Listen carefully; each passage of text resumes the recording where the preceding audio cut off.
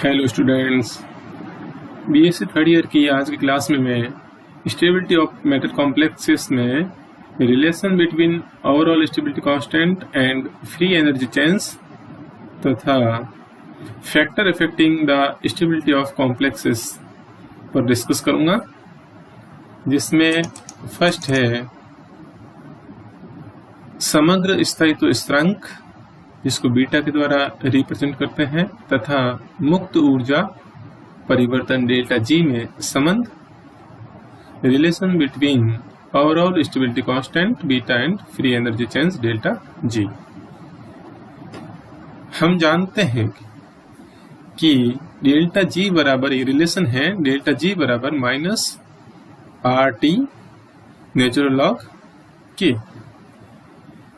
इससे अपन इस रूप में लिख सकते हैं डेल्टा जी बराबर minus R T natural log के की जगह यहाँ पे बीटा यानी कि ओवरऑल स्टेबिलिटी कांस्टेंट के रूप में इस रूप में आ जाएगा, और यहाँ पर नेचुरल लॉग को लॉग 10 के रूप में लिखेंगे तो यहाँ पे ये डेल्टा जी बराबर माइनस 2.303 आर टी लॉग के, और इसी प्रकार यहाँ पे डेल्टा जी बराबर minus 2.303 R T log beta, ये समीकरण नंबर 1 हो जाएगा। और डेल्टा जी यानी कि free energy change, entropy change और टेम्परेचर और एंथैल्पी चेंज, इन चारों के बीच में ये एक रिलेशन है जो थर्मोडायनेमिक में अपन पढ़ते हैं। यहाँ पे डेल्टा जी बराबर delta H minus T delta S. तो इस समीकरण नंबर 2 और समीकरण नंबर 1 से अपन दोनों के बीच आपस में तुलना करते हैं तो डेल्टा जी बराबर एक तो ये यहाँ पे हो गया minus 2.303 R T log beta, और दूसरा यहाँ पे डेल्टा जी बराबर delta H minus T delta S. अब इन दोनों से यह इस प्रकार हो जाएगा कि minus 2.303 R T log beta बराबर हो जाएगा delta H minus T delta S. या इसको अपन इस रूप में लिख सकते हैं, माइनस इधर है, अब माइनस इधर चला जाएगा तो यहाँ पे या पॉजिटिव, दोनों साइड में माइनस माइनस से गुणा करेंगे तो यहाँ माइनस माइनस पॉजिटिव हो जाएगा, और यहाँ पे माइनस हो जाएगा, यहाँ कोष्टक के अंदर ये रह जाएगा delta H minus T delta S. और या इस रूप में यहाँ पे माइनस जो है यहाँ कोष्टक खुलेगा तो यहाँ पे माइनस डेल्टा एच हो जाएगा, और ये माइनस माइनस प्लस होकर के प्लस टी डेल्टा एस रह जाएगा। या इसको इस रूप में लिख सकते हैं कि यहाँ ये जो माइनस वाला डेल्टा एच है उसको इस रूप में इस साइड में लिख दिया है अपन ने, और जो प्लस वाला है टर्म टी डेल्टा एस है वो इस साइड में लिख दिया है, तो ये इस रूप में बन जाएगा समीकरण। और इसमें यहाँ पर 2.303 आर टी जो है, ये टी टेम्परेचर वाला, ये टी यहाँ पे गुणा के अंदर है तो इधर साइड में जाएगा तो ये यहाँ पे भाग में हो जाएगा, नीचे चला जाएगा। तो इस प्रकार से ये नेक्स्ट यहाँ पे 2.303 आर टी लॉग बीटा, यहाँ से टी यहाँ से चला गया और टी यहाँ पे डिवाइड भाग के अंदर चला गया है, और बाद में ये इस रूप में पूरा समीकरण बन जाएगा। यहाँ पे 2.303 आर फिर लॉग फिर बीटा बराबर, अब यहाँ पे delta S minus delta H upon T, ये इसको सॉल्व करेंगे तो ये समीकरण बन जाएगा। तो ये यहाँ पे ओवरऑल स्टेबिलिटी कांस्टेंट और गिब्स ऊर्जा परिवर्तन के बीच का जो संबंध है उससे बनने वाला समीकरण, और इस समीकरण से यहाँ पे ग्राफ प्लॉट करते हैं। यहाँ पे 2.303 R T log beta y बराबर mx प्लस c, तो ये y बराबर mx, y एक्सिस पे ये हो जाएगा y बराबर, और यहाँ mx ये है, और प्लस c, ये यहाँ पे डेल्टा एस है।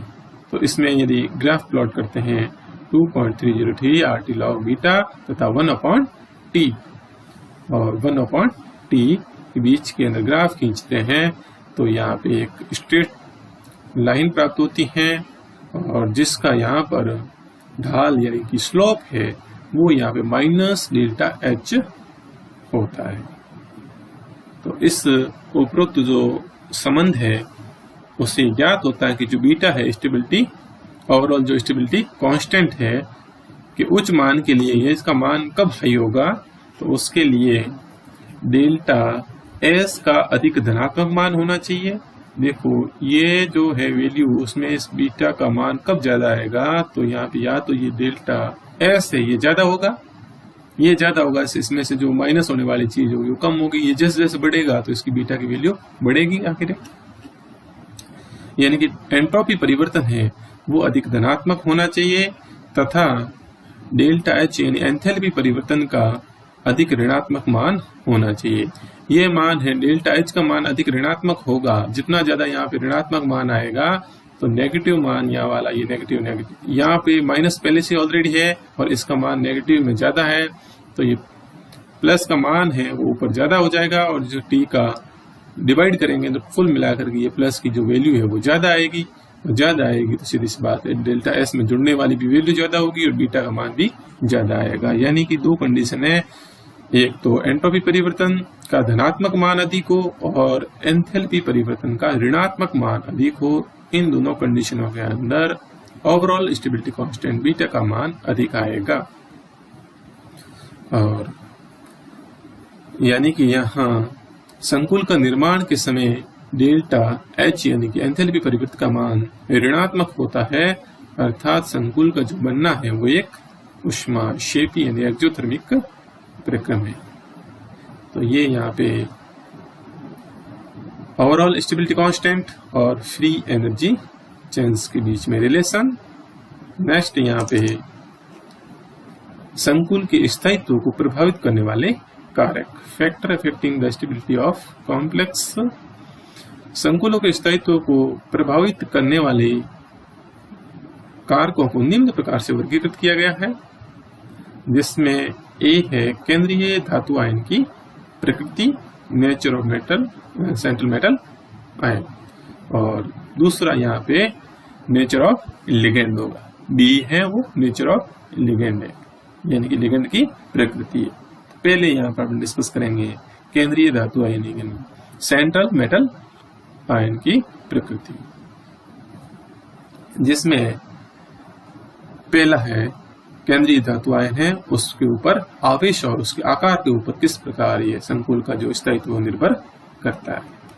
धातु आयन का आयनिक विभव है जो जितना अधिक होगा संकुल उतना ही अधिक स्थायी होगा, और आयनिक विभव जो निकालते हैं वो इस प्रकार से निकालते हैं कि धनायन पर आवेश अपॉन धनायन की त्रिज्या, यानी जिस पर आवेश ज्यादा होगा और त्रिज्या कम होगी तो उसका आयनिक विभव उतना ही अधिक आएगा, और आयनिक विभव जितना ज्यादा होगा संकुल की स्टेबिलिटी उतनी ही अधिक होगी। यानी आवेश बढ़ने के साथ साथ में यहाँ पे स्टेबिलिटी है कॉम्प्लेक्स की बढ़ती है।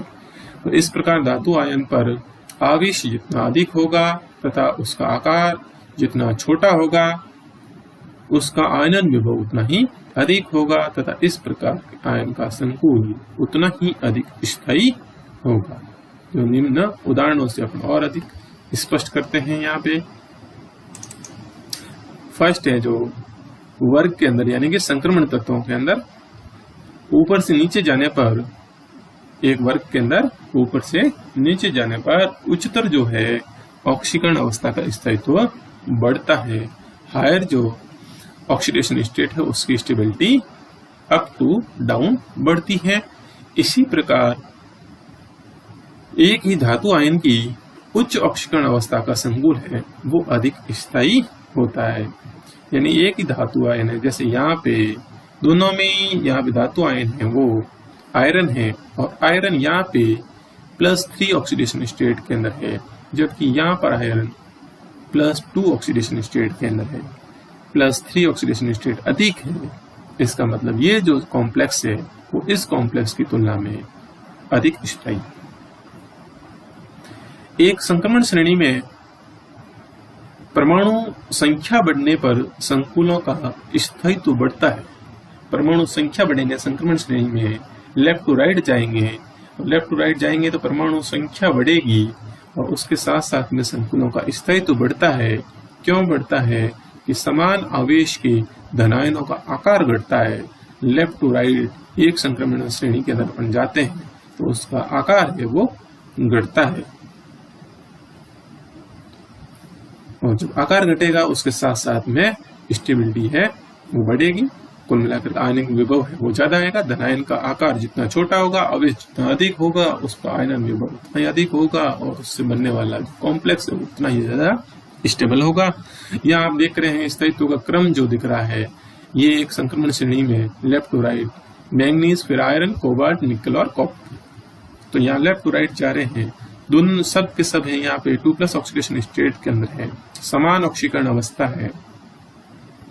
आकार की बात कर रहे हैं तो आकार आप देख रहे हैं लेफ्ट टू राइट जा रहे हैं तो आकार घट रहा है, यानी कि यहाँ आकार सबसे छोटा है वो कॉपर वाले का है और सबसे बड़ा है वो मैंगनीज का है। आकार घटने के साथ साथ में उनका स्थायित्व बढ़ता है उनके संकुलों का, यानी कॉपर का 2+ वाला संकुल है वो मैंगनीज की तुलना में अधिक स्थायी है। सेकंड यहाँ पे है धातु के इलेक्ट्रॉन ग्राही गुण, electron acceptor property of metal.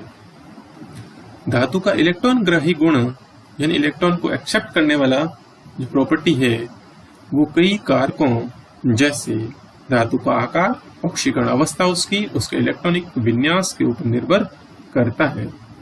और जिस धातु का इलेक्ट्रॉन ग्राही गुण अधिक होगा वो अधिक स्थायी संकुल बनाता है।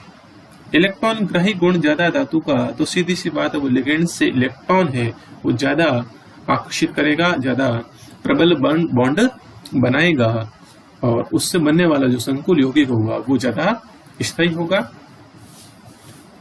जिन धातुओं का इलेक्ट्रॉन ग्राही गुण अधिक होता है वे यहाँ पे फ्लोरीन है, ऑक्सीजन है और नाइट्रोजन जो है युक्त इन जिनकी यहाँ पे विद्युत ऋणता क्या है अधिक होती है युक्त लिगेंडों के साथ पी पाई डी पाई बंधन यानी कि लिगेंड से मेटल पाई बंधन के द्वारा स्थायी संकुल बनाते हैं। जिनका इलेक्ट्रॉन ग्राही गुण धातु आयनों का अधिक होता है वो ऐसे लिगेंड जिनके अंदर ये फ्लोरीन, ऑक्सीजन और नाइट्रोजन परमाणु है, तब ये यहाँ पे पी पाई डी पाई बंधन होगा यानी ligand to metal pi bond बनेगा और जिससे संकुल है वो स्थायी बनता है। इन धातुओं में खाली डी कक्षक यानी धातुओं के अंदर जो खाली डी कक्षक तथा फ्लोराइड है और ऑक्साइड है इनके पास पूर्ण भरे पी कक्षक होते हैं। अतः फ्लोराइड और ऑक्साइड है अपने पूर्ण भरे पी कक्षकों के इलेक्ट्रॉनों को धातु आयन के खाली डी कक्षकों में स्थानांतरित करके लिगेंड टू मेटल पाई बंध बनाएगा और इसको अपन पी पाई डी पाई बंध कहते हैं। यह पाई बॉन्ड बनता है और इलेक्ट्रॉन कहां से ट्रांसफर हो रहा है, पी कक्षकों से हो रहा है। पूर्ण भरे हुए पी कक्षक किसके, लिगेंड के हैं और वो किस में रहा है तो धातु आयन के डी कक्षकों के अंदर हो रहा है। इसलिए यहाँ पे पी कक्षकों से हो रहा है और डी कक्षकों में हो रहा है, बन क्या रहा है, पाई बॉन्ड बन रहा है, इसलिए इसको पी पाई डी पाई बॉन्ड कहते हैं और इस प्रकार के संकुल अधिक स्थायी होते हैं। नेक्स्ट यहाँ पे धातु का इलेक्ट्रॉनिक विन्यास, इलेक्ट्रॉन कॉन्फ़िगरेशन ऑफ मेटल। क्षार धातुएं और क्षारीय मृदा धातुएं जो वर्ग 1 और वर्ग 2 के हैं तथा वर्ग 3 की जो भारी धातुएं हैं, वर्ग 3 के अंदर संक्रमण धातु, तो उनमें भी भारी धातुएं हैं वो उच्च समन्वय संख्या के स्थायी संकुल बनाते हैं। ये जो है वो उच्च समन्वय संख्या यानी कोऑर्डिनेशन नंबर अधिक होगा और इस प्रकार के स्थायी संकुल बनाएंगे क्योंकि इन धातुओं का आकार बड़ा होता है। क्षार धातुएं, क्षारीय मृदा धातुएं और वर्ग 3 की जो भारी धातुएं इनका आकार है वो बड़ा होता है तथा इलेक्ट्रॉनों को ग्रहण इलेक्ट्रॉनों की संख्या भी कम होती है, अतः अपने चारों ओर अधिक लिगेंडों से इलेक्ट्रॉन युग्म ग्रहण करके उच्च समलव संख्या के संकुलों का निर्माण करते हैं। इनका आकार अधिक होगा, बड़ा होगा, और साथ में यहाँ पे इनके अंदर इलेक्ट्रॉनों की संख्या भी कम है, और इसलिए ये अपने चारों ओर अधिक लिगेंडों से इलेक्ट्रॉन युग्म ग्रहण कर सकते हैं, और इस कारण ये हायर कोऑर्डिनेशन नंबर के कॉम्प्लेक्स कंपाउंड बनाते हैं। अष्टफलकीय संकुलों के लिए दो रिक्त डी कक्षकों की आवश्यकता होती है, क्योंकि अष्टफलकीय संकुलों के अंदर संकरण या तो D2sp3 या sp3D2 होगा, यानी कि दो डी कक्षक होने आवश्यक है। अतः D1 से D6 विन्यास वाले तत्वों में दो रिक्त डी कक्षक उपलब्ध हो जाने के कारण अष्टफलकीय संकुलों का निर्माण करते हैं, यानी वे धातु आयन जिनका इलेक्ट्रॉनिक कॉन्फ़िगरेशन D1 से D6 तक है, उसमें दो रिक्त डी कक्षक उपलब्ध हो जाते हैं, इसलिए ये है वो अष्टफलकीय संकुलों का निर्माण करते हैं। इलेक्ट्रॉनिक विन्यास D7 से D9 वाली धातुओं में एक खाली डी कक्षक उपलब्ध होने के कारण यहाँ आप देख रहे हैं कि D7 से D9 तक के जो धातु आयन है उनमें एक खाली डी कक्षक उपलब्ध होता है, और जिसके कारण ये वर्गाकार समतलीय संकुल स्क्वायर प्लानर कॉम्प्लेक्स बनाने की इनकी प्रवृत्ति होती है, तथा D10 विन्यास होने पर वर्गाकार समतलीय संकुलों का स्थायित्व कम हो जाता है, और इस कॉन्फ़िगरेशन के अंदर D10 के अंदर चतुष्फलकीय संकुल बनने लग जाते हैं।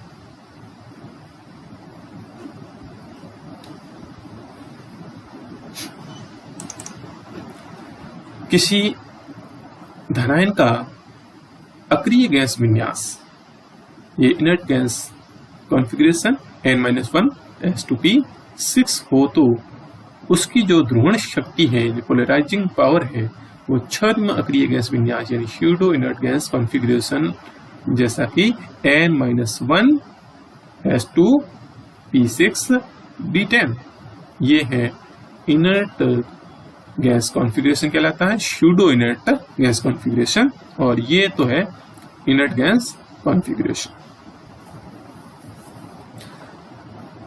तो यहाँ पे पोलराइजिंग पावर है, ध्रुवण शक्ति है, वो अक्रिय गैस विन्यास की तुलना में छद्म अक्रिय गैस विन्यास वाले धातु आयनों की अधिक होती है।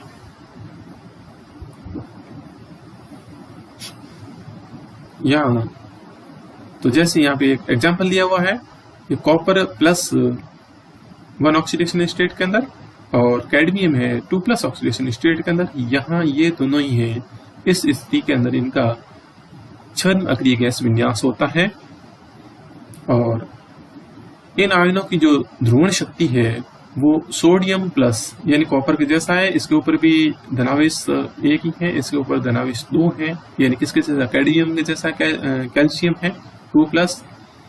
अब इनके आपस में तुलना करते हैं तो यहाँ ये जो है छद्म अक्रिय गैस विन्यास वाले आयन है, इनकी ध्रुवण शक्ति है यहाँ अक्रिय गैस विन्यास वाले ये है, इनकी तुलना में अधिक होती है, और जिसकी ध्रुवण शक्ति अधिक होगी वो स्थायी संकुल बनाता है।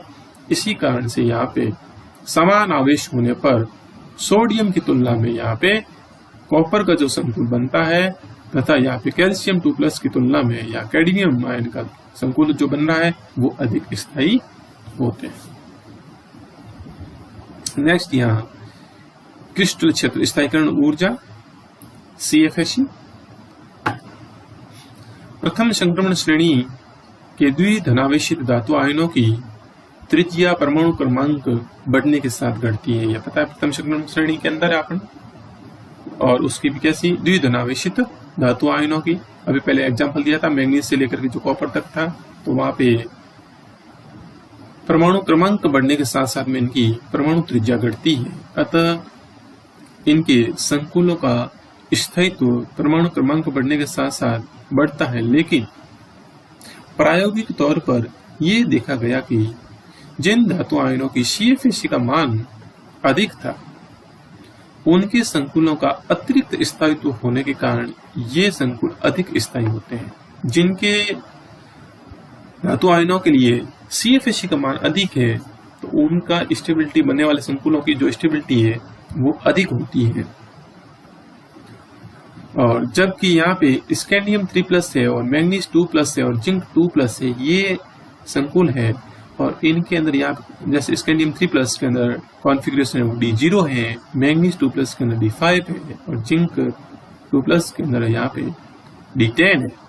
और इस विन्यास में CFAC का मान क्या होता है? शून्य होता है। इन तीनों कॉन्फ़िगरेशन में CFAC का मान शून्य है और अतः इन आयनों के संकुलों में अतिरिक्त स्थायित्व नहीं पाया जाता है। और इस प्रकार से ये स्पष्ट होता है कि जिन धातु आयनों में CFAC का मान अधिक होता है उनका स्थायित्व भी अधिक होता है। अर्थात CFAC है वो एक तरह से डायरेक्टली प्रोपोर्शनल संकुल का स्थायित्व। जिन संकुलों के लिए में धातु आयन की CFAC का मान अधिक होगा वो संकुल यौगिक अधिक स्टेबल होता है। नेक्स्ट यहाँ पे धातु की विद्युत ऋणता, इलेक्ट्रोनेगेटिविटी ऑफ मेटल। केंद्रीय धातु आयन की विद्युत ऋणता यानी इलेक्ट्रोनेगेटिविटी बढ़ने से इलेक्ट्रॉन युग्म ग्रहण करने की क्षमता बढ़ती है। विद्युत ऋणता का मतलब यही है, इलेक्ट्रॉन युग्म ग्रहण करने की क्षमता, जिसकी ज्यादा विद्युत ऋणता ज्यादा, और इलेक्ट्रॉन युग्म ग्रहण करने की क्षमता जिसकी ज्यादा, तो यानी कि लिगेंडों से इलेक्ट्रॉन युग्म ग्रहण ज्यादा करेगा, आसानी से करेगा और इलेक्ट्रॉनों को अपनी तरफ आकर्षित ज्यादा करेगा धातु आयन, तो जो बॉन्ड बनाएगा वो बॉन्ड भी इतना ही स्ट्रांग होगा और बॉन्ड ज्यादा स्ट्रांग होगा तो बनने वाला जो संकुल यौगिक है वो भी अधिक स्थायी होता है। तो इस प्रकार यहाँ पे आज की क्लास में यहाँ अपन ने केंद्रीय धातु आयन की प्रकृति के ऊपर डिस्कस किया। जो केंद्रीय धातु आयन है उनके किस प्रकार अलग अलग पॉइंट्स थे यहाँ पे, और नेक्स्ट क्लास के अंदर लिगेंड की प्रकृति, नेचर ऑफ लिगेंड, और उनके कुछ पॉइंट होंगे जिनके ऊपर डिस्कस करूंगा। Thank you.